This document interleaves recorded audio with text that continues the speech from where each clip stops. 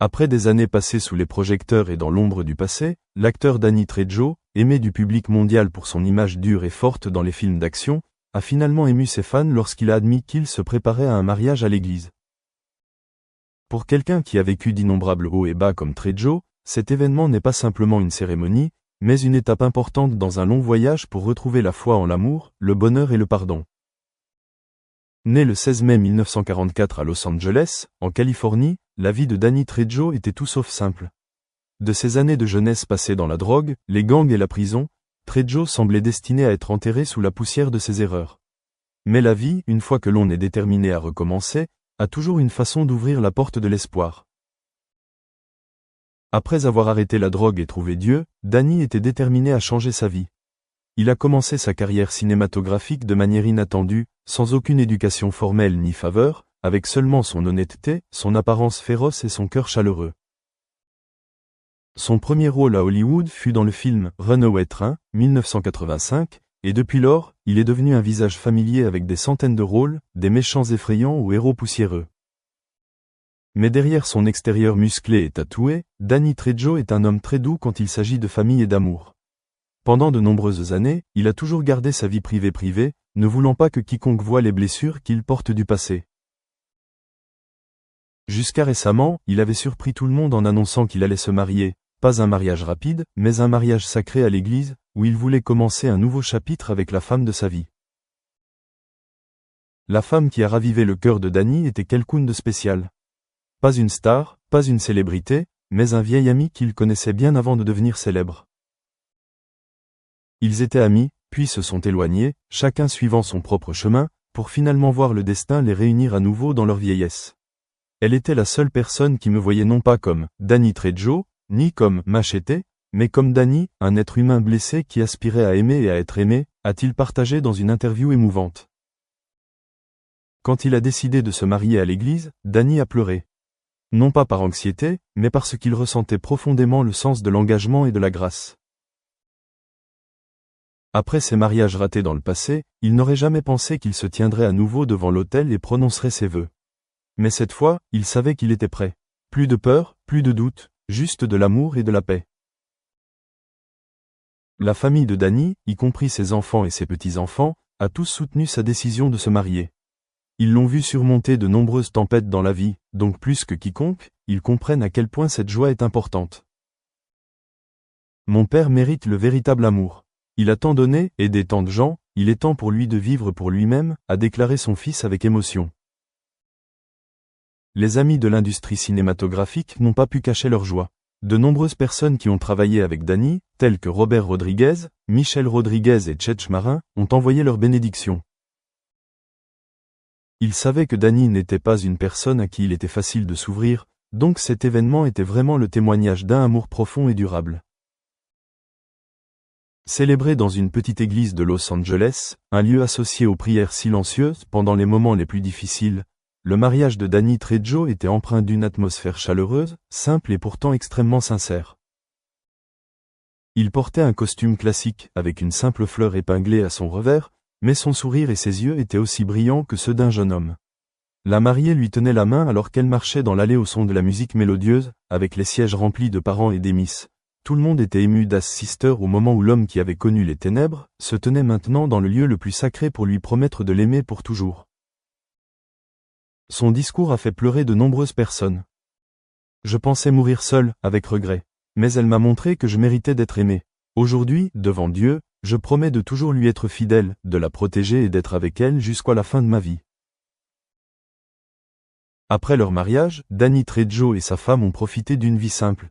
Ils cuisinaient ensemble, s'occupaient de leur potager, élevaient un chien et se promenaient tous les après-midi. Il continue de travailler sur des projets de films, mais désormais il n'a plus aucune pression pour prouver quoi que ce soit.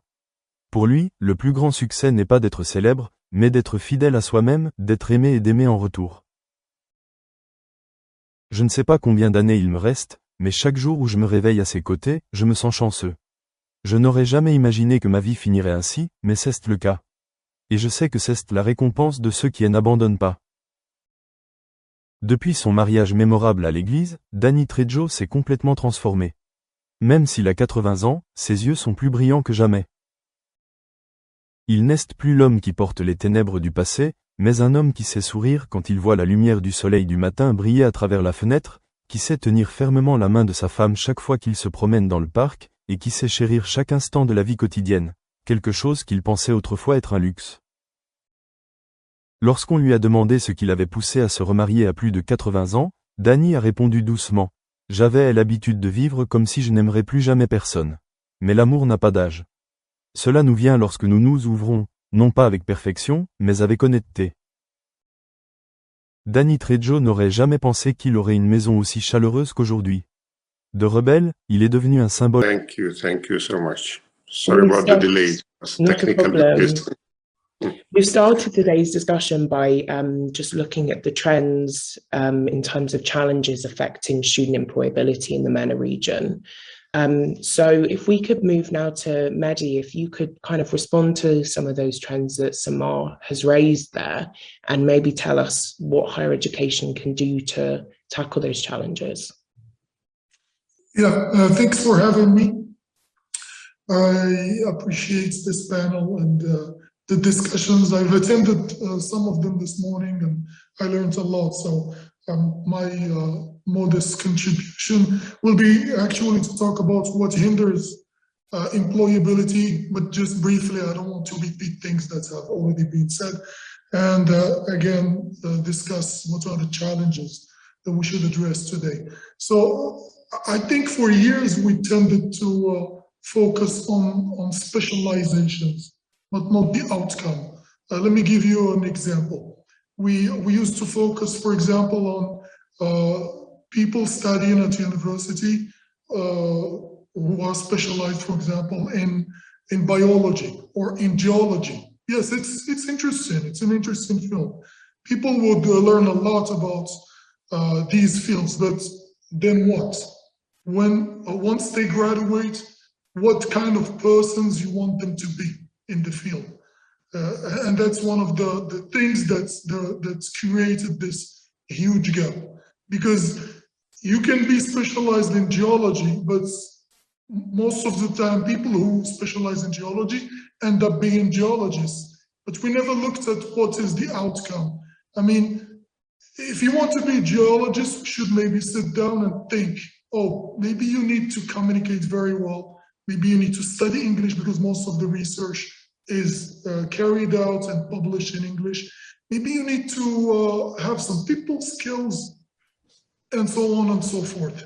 And then the outcome would shape the type of studies we would offer to those students in university.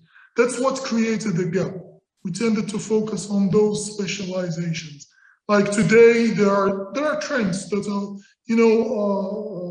that are very trendy, I would say, in vogue, like cloud computing, quantum physics, quantum computing. But then what? What kind of people do you want to see in the future? What kind of future employed students? This is what, for me, created the gap. So what hinders students' employability are the skills we do